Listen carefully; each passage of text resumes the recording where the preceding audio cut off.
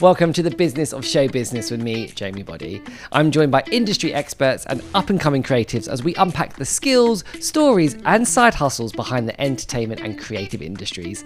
So if you are ready to thrive and not just survive in showbiz and the arts and culture sector, you're in the right place.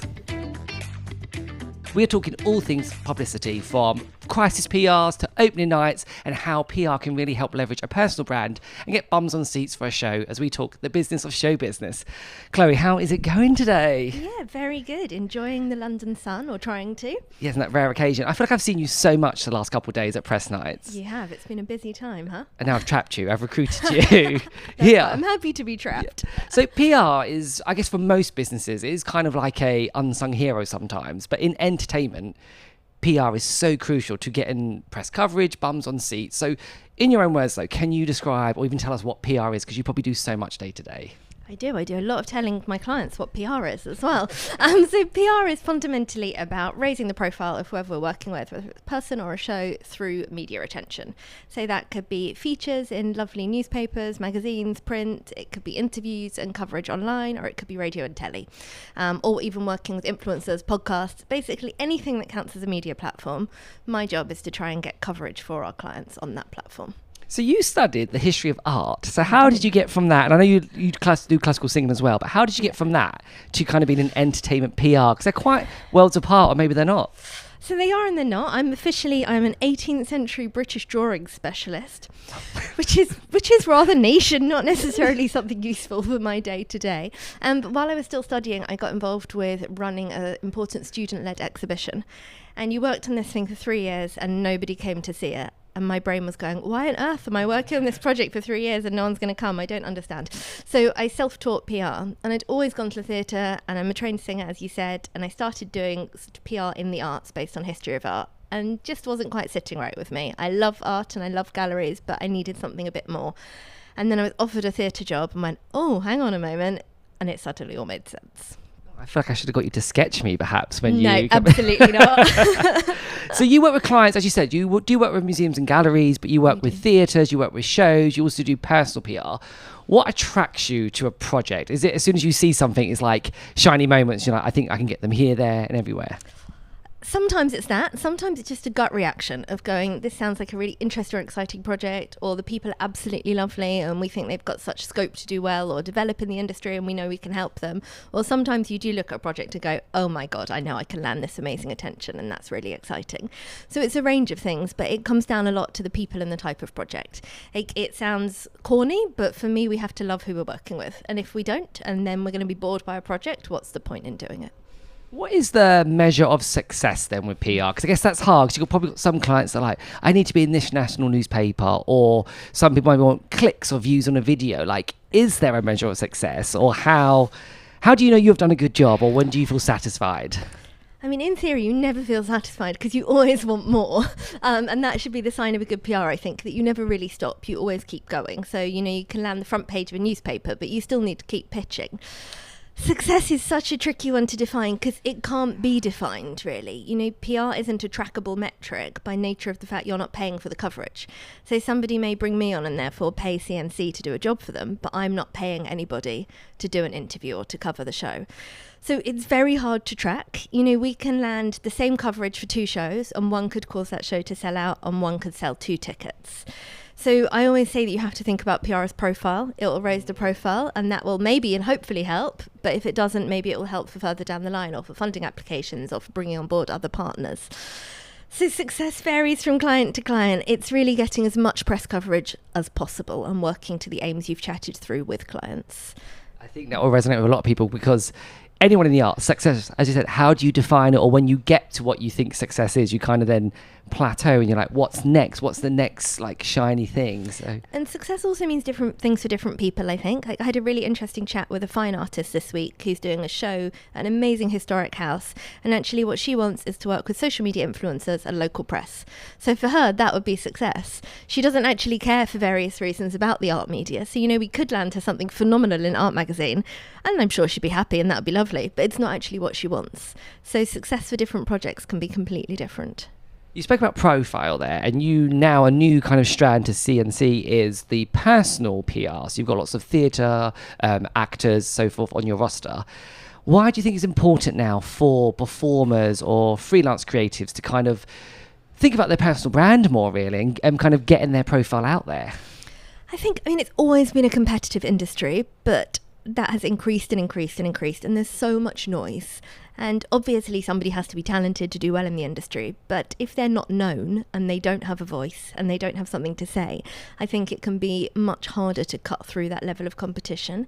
And especially for creatives or cast who are involved in very large shows where there are tons of people involved, and it may be an excellent show PR, but fundamentally they probably can't, sort the messaging out for every single creative and every single cast member. So I think that's when personal PR is so important for people in the industry. One thing I mentioned when I lecture at colleges is about how social media doesn't mean you necessarily have to have 25,000 followers or whatever it is, but you need like a strong personal brand. Is that something now as a PR, like a founder of a company, do you sometimes look at cast members' social media, not to think, oh, that's the person that needs to be spotlighted more, but to think, you know what, they've got a wholesome, authentic brand online. That might be the person we can then put up for a radio interview or get interviewed for a magazine? 100%, because it's a really good way as well to see how comfortable people are doing things, how they present themselves. So, we have some clients who tell us, for example, they don't want to do radio or podcast and they don't want to do something like that. They prefer to just do written. Or we have some people who absolutely excel when you put them on camera. So social media, if somebody seems shy and isn't necessarily forthcoming with that information, is an amazing way to get a sense of a person. And also find out about people's hobbies, the things they may talk about in an interview, just get a sense of who you're working with.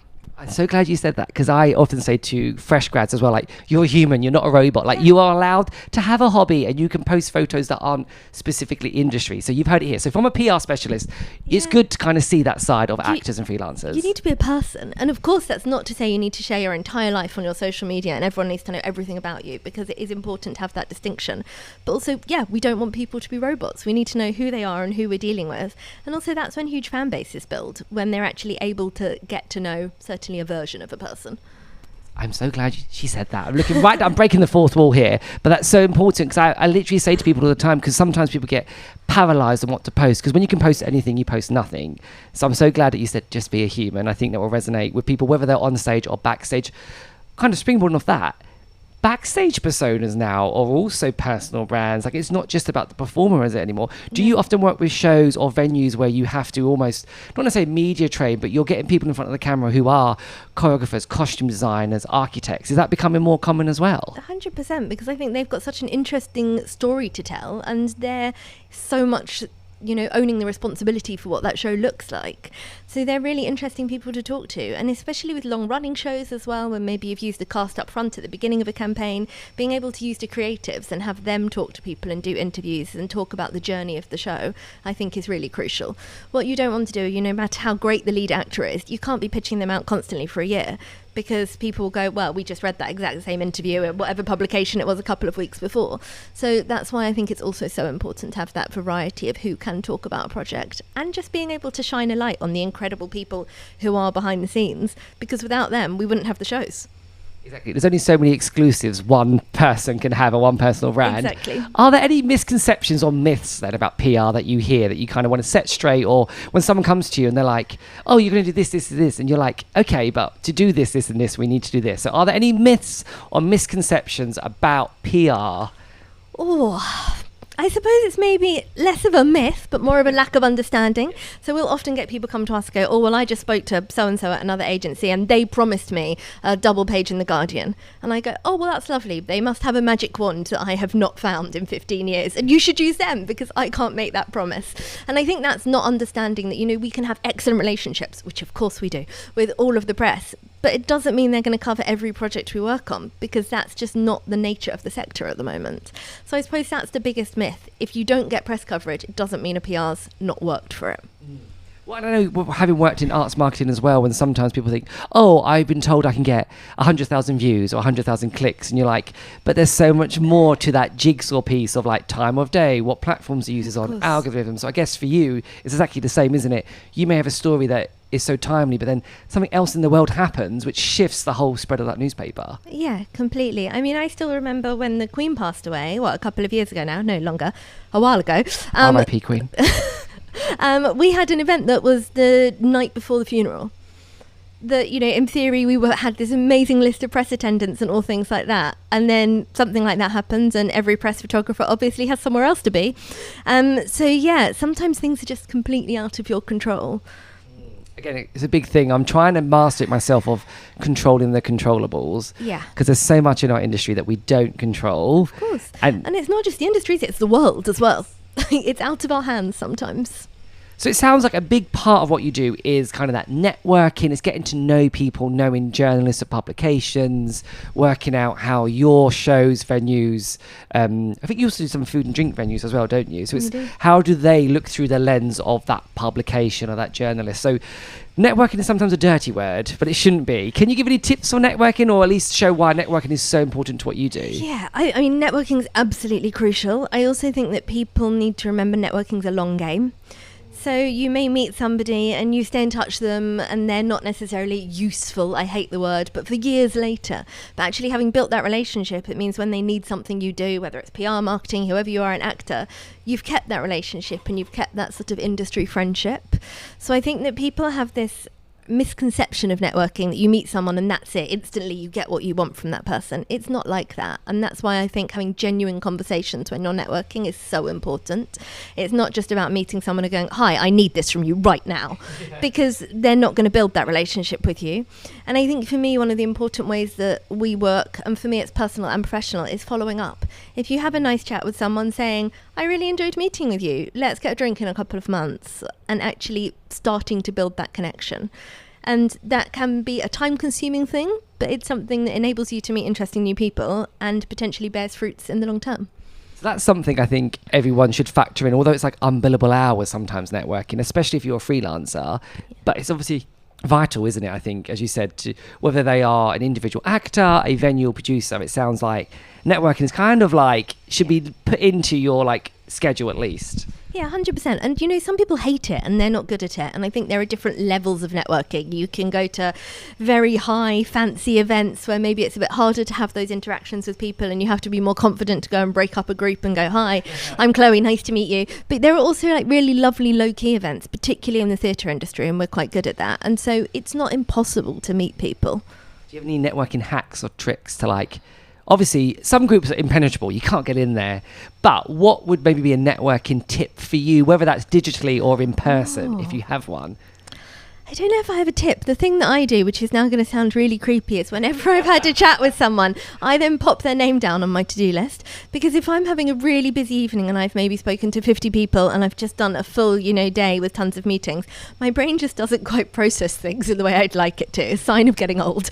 And so if I don't write things down, but it's the same as if I'm in a meeting, I have to write down my action straight away. So it comes back again to that follow-up idea. If I've not written down who I've spoken to, sometimes it doesn't stay with me. So that's one of the things I do to make it easier. Yeah, no, I'm always about the follow-up is key. I always say to people, like, keep a spreadsheet, a notepad, whatever it is, who it was, what they did, maybe what they wore, so at least you remember, you have that talking point. I'm also quite a big believer in like fashion or clothes, almost like a sense of armor as well, aren't they? I think sometimes, so you know, like, right, if I'm networking tonight, not obviously wear a tuxedo, but feel good, like dress for the job you want, as they say.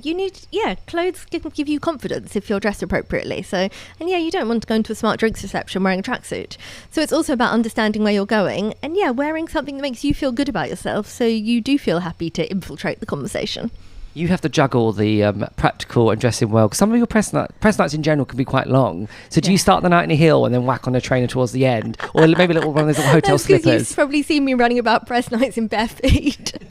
I still often wear heels and sort of tot around at press nights in crazy stilettos, just because I think that was the world that I was trained in, especially coming from the art side of things. But they do, if I'm doing proper running around a building, that you will also see me carrying the heels. Our press nights all Devil Wears Prada, in the fact of you've got a face sheet, you need to memorize everyone, because I guess what's also hard for you is that you are that smiling, greeting face, but you're also like, it's like that swan with their legs under the water kicking like crazy, because you're like, this needs to happen, this person needs to go in the press lineup. What is a press line like for a PR individual? It completely depends on the scale of the show. So the kind of show that you're describing, and obviously you mentioned Devil, they're like West End style shows where we've got huge red carpets and we maybe have press on the red carpet interviewing. We've got famous faces attending as well as the press who we would need to recognise because we need to get them in front of the right journalists. And then I'd have lots of members of my team there and we'd all have different roles that have been allocated in advance. So some people will have learnt faces of some people know they're with journalists. But then we also look after shows at smaller venues which are more low-key, but you still have to know who's coming and you still have to have that relationship and welcome them and sort of do the meet and greet and check they're okay and if they need anything. So our press nights are hugely different, you know, from 60 seats that's upstairs to a pub through to a huge West End or to a regional theatre that we maybe only work at once a year for a press night. So it's about really knowing your roles before you go and knowing the timings, because the last thing you want is a PR who's going, oh my God, what's going on and where's that and what time was that and where's that person? So it's like the importance of organisation for PR cannot be underestimated. We were doing, well, I was doing Vox Pops for one of your press nights recently, and you had the longest red carpet I've ever seen in my life. And that alone needed like a round of applause. I was like, Chloé, this is the biggest red carpet. It was like enormous, wasn't it? You basically, as soon as you stepped on it, like a mile away, you could like strut all the way down. That was pretty epic. Yeah, my feet hurt that night as I was running up and down and up and down. But in a way, that was huge and, you know, slightly crazy. But that enabled us to have space for press interviews. There were drinks on the carpet. There was a photo board for Paps. So having a carpet of that size is amazing. And we're just talking about a huge gala that's happening actually next year. So we're doing really advanced planning and we're looking at a big road closure for that to have a carpet that's even bigger. Gosh, I need to get invited to this event just to see, but I'm going to wear maybe an orthopaedic shoe because it's going to be so long. Yeah, exactly. That support in the arch. How can producers or actors or anyone make life easier for PR? How can they work with you more? Yeah. Or what would they say to you to be like, that is music to my ears? I think I'm going to sound really whiny now. Sometimes just say thank you to your PR. I think, you know, a good PR for me is a PR that you almost don't know is there. You just see all of the press coverage for the show. The PR should never be part of that. But it doesn't mean there hasn't been one hell of a lot of hard work go into it. And I think especially with bigger shows, PR and marketing are the first scapegoats as soon as something doesn't sell. And that means that some of those big West End meetings can be quite tense and stressful. And I think just sometimes, and this applies to marketing firms as well, which is not me, obviously, we just do PR, but just actually saying to your PR, thanks, or that article's great, means the absolute world to them, and they're probably more likely to push even harder the following week. And I know with my team, when just every now and again I get a lovely email from a client going, oh my God, that piece captures the show perfectly, or that was one of our top aims, we're thrilled and thank you for calling about that. And you just see them light up, and actually the excitement of getting coverage is obviously great, but sometimes being recognised is nice. So many interviews I got when I was working full-time as a journalist because I actually waiting, whether it's the BAFTA TV Awards or Olivier Awards, is when the PR, because the PRs often come up the line first ahead and being like, I've got so-and-so coming through, would you like to speak? And like having that moment quickly just to be like, how are you doing? Do you need water? Like, I love what you're wearing. That snowballed, or planted that seed that led to me getting exclusives like a week or two later. And that was me just being genuine. But I think that's so true. Like, people want to work with nice people. So it's lovely that you've been on the other end of that as well. And it's like you said earlier about social media and you said about robots. And like, PRs aren't robots. Sometimes you can absolutely slog and you love the project and you think you've got a phenomenal story, but it doesn't land either because actually the journalist's just not interested or something's gone wrong in the world. And like I said before, it doesn't mean that the work hasn't gone into it. That must be so hard for you guys because you obviously have to pitch a lot for clients. But again, so much of that, you're not sure what that goal will be or what the achievement will be. So that this wasn't even a question I seek to prep, but how do you keep yourself then incentivized? Because that must be quite hard sometimes when you have quote unquote clear success when it's like in multiple newspapers or something like that. But how do you kind of keep yourself incentivized or all the people you manage incentivized? Yeah. So I think the team work really collaboratively, which is a big helping part of that. So it means if somebody's, run out of ideas, we can work together and we chat and we think a project through together rather than just someone being in their own little box. And I also think because we work on cross-arts projects, it does mean if you're demoralised with something or have had a bad morning with something, you can change and go on to a completely different project for a bit and just clear your brain. And I think that's so important. And I think that was why when I first set up all those years ago just doing visual art, it actually could feel really static some days, because no matter how phenomenal the exhibitions were, you're just picking up exhibition.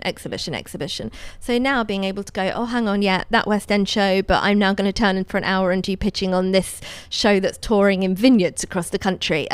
Sounds nice. Yeah. So I think having that variety is one of the ways that we keep the energy up. And also just the team are really tight-knit, and I try and have a very fun office space. So it's meant to be a nice place for people to want to work. How many emails do you get a day?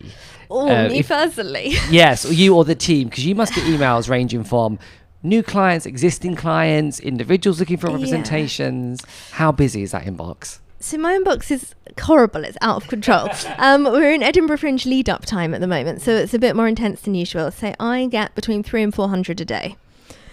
Wow, that would like trigger me. That's a lot of emails. It's a lot. I mean, only up until a couple of years ago, I was copied into all of our client emails, and then it got to a point where it was like, no, this can't happen anymore.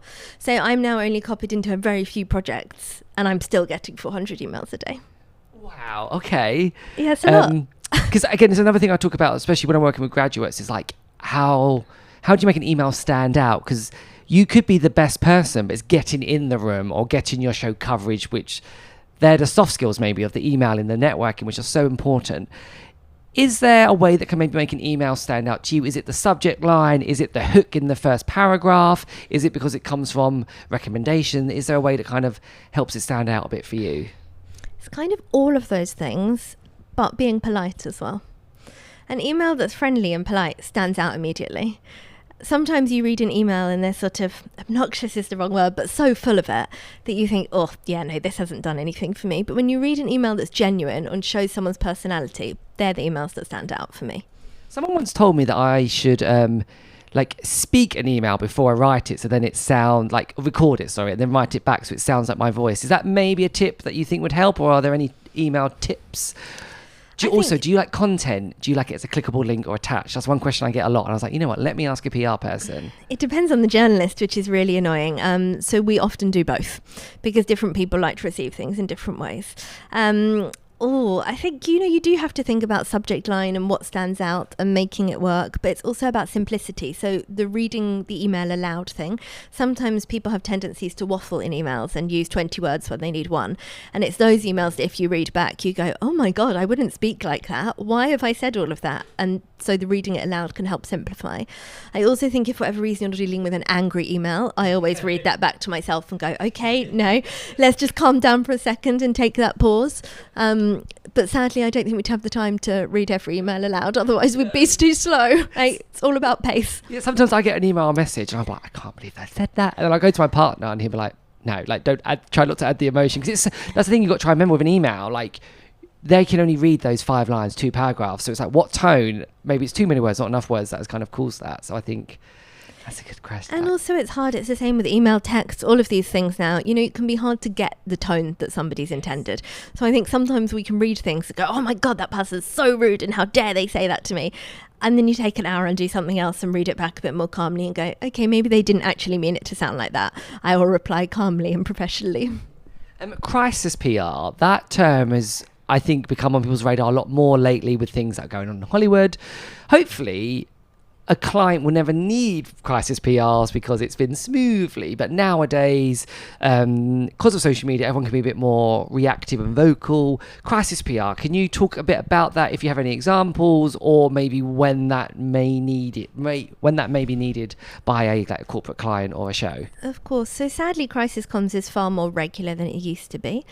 I think when we're working with a client long term and on a retainer, we will work with them to try and mitigate problems before they arise. So whether we know that something may be coming up and we've had time to prep statements, or it's a show that's opening that we know may be controversial or problematic in the current world, and we have time to develop a whole crisis plan about, okay, protesters, security, what do we need to say to the press? So if it's a long-term project, we have time. Of course, sometimes a crisis can just hit when you're not expecting it. Surprise. Yeah, lovely surprise. And I think then the important thing is to take a pause. Crisis stuff moves so quickly. So a couple of years ago at the biggest arts festival in the world, no surprises, we dealt with a huge crisis for a client that was very fast moving, and it hit the media for 2 solid weeks. And and having to, you know, really have the statements and not be pushed into saying anything we didn't want. And I was the firing line for all of it because I didn't want the client talking directly to the press. So crises like that can be really intense. And with that one in particular, it hit the international media. So no exaggeration, I did 20-hour days for 2 weeks trying to get it out of the media. And we did turn it in the end. And by the end of it, we had positive articles coming out. But it can be really intense and you have to take the emotion out of it. And for you, I guess, is it kind of using half left brain, half right brain in the fact of obviously you need to protect that brand, but then you're also thinking again of different angles or different things you can get out there to maybe help flip it. So is it a case of looking at, right, actually, let's look at this positive reaction it had, or this cast member can talk quite articulately about that? Are there kind of any things that really help? It so depends on the crisis. Yeah. So thinking about the one that I just mentioned a couple of years ago, we had to stop all messaging for any other shows that were going on, anything positive, because we knew that anything we said was going to get attacked for various reasons to do with that crisis. So I think if it's a smaller scale crisis, you know, that somebody said something wrong and it's got some social media traction, then 100% you can go, okay, what can we do to turn the tide? What positive interview can we do? What else have we got to announce? And look to change the focus. But with major crisis, you often just have to pause and wait for it to pass. I think that's kind of a metaphor for life, isn't it? Sometimes when it gets overwhelming, just pause. Yeah, stop.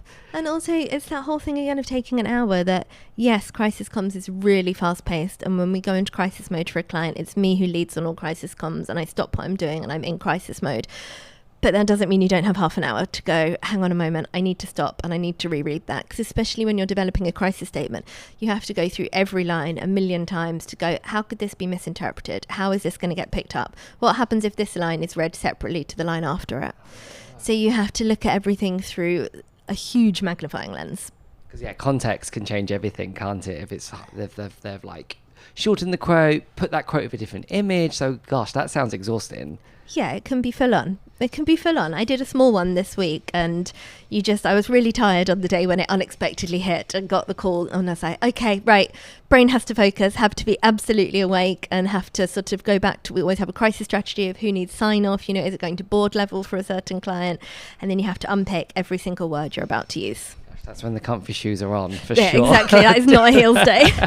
And that's probably quite good because you've got a dog as well. And like, they're the best therapy sometimes. I guess if you're doing a remote day, that's probably then when you're like, come here, dog. Love me more. 100%. And also, yeah, Bernie doesn't care that I'm having a bad day or I've had a late night with work. He's going, Mum, it's time for a walk. Yeah. It's time for another walk. I don't care about that crisis. So how can an early stage producer or actor kind of think, right, I need to onboard PR, or they've not got a huge budget? Are there any kind of low-hanging fruit, so to speak, in regards to PR that they can start implementing to kind of build their personal brand or that of a new show? I think, so again, social media is really important, but I think we work with lots of early producers who, you know, don't have the budgets to do it, but they're fine to reach out to journalists, particularly online theatre platforms themselves. Not to do me out of job, because obviously I'm very valuable.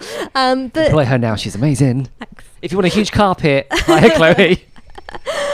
So people can do things themselves. You know, of course, PR is really time consuming. And for anybody that does have the budget to take on an agency, I think it's a really valuable thing. And that's not just because it's what I do. It's the profile building and the awareness raising. But that's not to say that people can't achieve things without a PR. You mentioned Edinburgh Fringe, and I think that is such a playground for a lot of actors, shows, producers, writers to kind of cut their teeth. But it's huge, which is great, but also because of that, there are shows everywhere, almost every hour. Obviously, you do so much work. When I was looking at your little press pack the other day, I was like, oh my gosh, I get repetitive strain injury flicking through your Edinburgh Fringe. Are there any tips for coverage in Edinburgh Fringe? Oh, I mean, it is a beast. Yes. I think it has changed. Each year it just gets bigger and bigger. Yeah, I absolutely love it, but there's no denying it can be difficult. I think more than ever, actually, Edinburgh is one time that I think if a show can't take a PR, it's really challenging. And I think that's when finding a budget for a PR firm is so important. And, you know, there are incredible freelance PRs who won't charge the same as a large agency. So there are different levels of PR you can get, which I think is really important to remember. Tips, I think in Edinburgh, if you're doing it yourself especially, just don't overchase. You know, it can be frustrating and demoralising when a journalist doesn't reply to you, but they're getting thousands of emails a day, particularly if they're covering the Fringe. And if you've sent one or two and they don't know who you are and it's not grabbed them, they're not going to cover. And sending 15 emails Someone mentioned that to me the other day. That is a genuine thing. Isn't going to help. If anything, that journalist is going to remember your name for 100% the wrong reason. Yeah. So I think it's just remembering that, yeah, it's annoying and it can be frustrating. And obviously you think your show is amazing, but there are lots of press. And just because somebody's not replying, somebody else is going to. I think it's a really good question. If we kind of flip that in the fact of you get hundreds of emails a day, that person had 15 follow-ups. Press releases are so important now in the entertainment industry, whether it's theatre or film, and people maybe don't understand that when they've got a show, but they don't understand what's been in that press release to get bums on seats. So press release typically will be maybe 1 to 2 sheets, sometimes longer, have an image, some pull quotes from maybe creatives. Is there any kind of advice you would give to someone who, do you think it's worth actually actors reading a press release maybe and seeing what is put on the marketing material? 100%, especially if they're going to be talking about the show, they need to understand how it's being sold. For me, I think the first paragraph's always so important. You know, is there someone famous in it? What's the theme? Is it a world premiere? Getting across those important, exciting points immediately. Because if someone's not hooked by the basic information, they're not reading paragraph 2. I think if you're an on-stage creative, it's so used to be like, you show how good you are. It's like, listen to me sing, watch me dance, or watch me act. But the performance time is quite minimal if you think about the amount of email in social media, updating Spotlight and websites. So I think creatives need to almost listen to what you're saying there, read as much as they can, and then think, right, how do I write how good I am? If I was to write a press release for who I am right now, what would be in it? I think that would probably be quite an important thing to do. Yeah, because it's about learning to disseminate what you want to say, and it's that horrible but really important PR term of an elevator pitch. You know, what is your elevator pitch for yourself, for the show? And if you can't get it across in that very short piece of time, then you need to rethink what you're saying. Yeah, no, I love that. I say that all the time to students again. Yeah. If you're in that elevator going from the 10th floor to the bottom, how are you going to sell yourself? You're not just, I'm just an actor. It's like, who are you? Yeah, 100%. Before we go to our special little quick lightning round, last question. You have your own podcast, which I think is great. It kind of unpacks the theatre and entertainment industry, or arts and culture, I should say, but from your angle. Tell us a bit more about the Pink podcast. Thank you. So yeah, the Pink podcast is about to head into its next season, which will be season 3, which is also going to include some quickfire Edinburgh Fringe episodes that will be filmed from up there at the Fringe. But it's about having a conversation about themes in the arts and bringing together interesting people. And it's not just clients that CNC work with, it exists as a separate entity that I host, and it's all about interesting people having chats.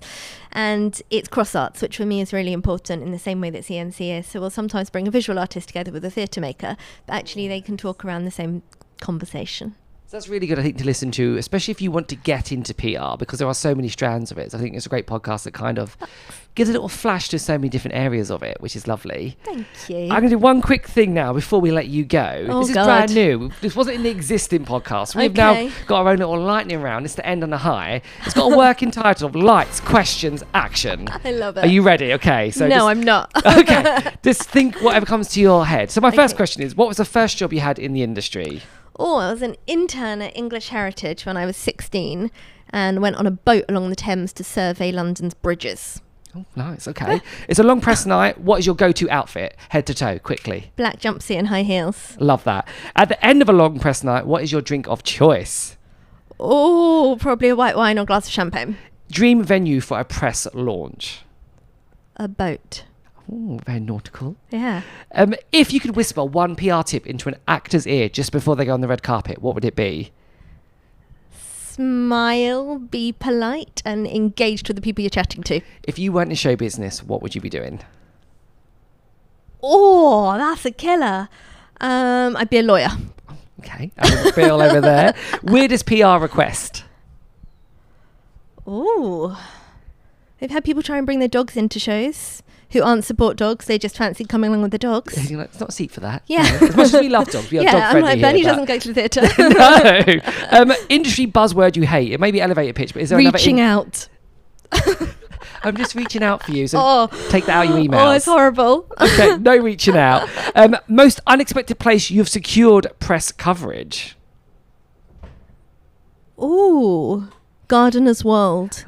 Yeah. It's a while ago now, but yeah. And then my last question, we've had a great time. Are you someone who loves leaving podcast-sized voice notes, or do you just love a text? Text.